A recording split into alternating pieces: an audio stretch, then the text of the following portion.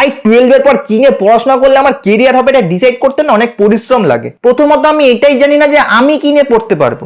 তার উপর থেকে কতগুলো লোক আছে সব জানতা গামছাওয়ালা, সারা বছর কোনো পাত্তা নেই, না আমি ওকে চিনি না আমি জানি। হঠাৎ মালটা এসে আমাকে কয়েকটা ফ্রিতে সাজেশন দিয়ে চলে গেল। ভাই আমার মায়ের কাকু না কে হয় আমি চিনি না, আমাকে সেদিন এসে বলছে তুই কমার্স নিয়ে পড়েছিস না? আমি বললাম হ্যাঁ।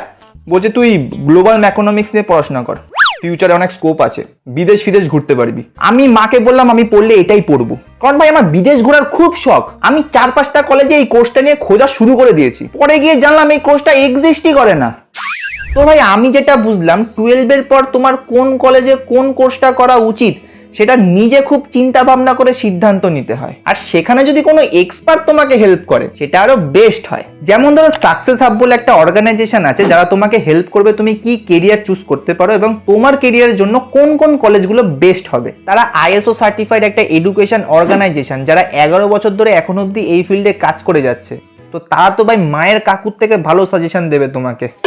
ওয়েস্ট বেঙ্গল বা ওয়েস্ট বেঙ্গলের বাইরে কোন কলেজে ভর্তি হলে তোমার ভালো হবে সেই বুঝে তারা তোমাকে কলেজ প্রোভাইড করবে, প্লাস এডুকেশন লোন আর স্কলারশিপ পেতেও তোমাকে হেল্প করবে। তো তোমরা যদি চাও তাদের সাথে সরাসরি কন্ট্যাক্ট করতে পারো বা ডাইরেক্ট ওয়েবসাইটে গিয়েই অ্যাপ্লাই করতে পারো। ওয়েবসাইটের লিঙ্ক আর বাকি ডিটেলস আমি আমার ক্যাপশনে দিয়ে দেবো।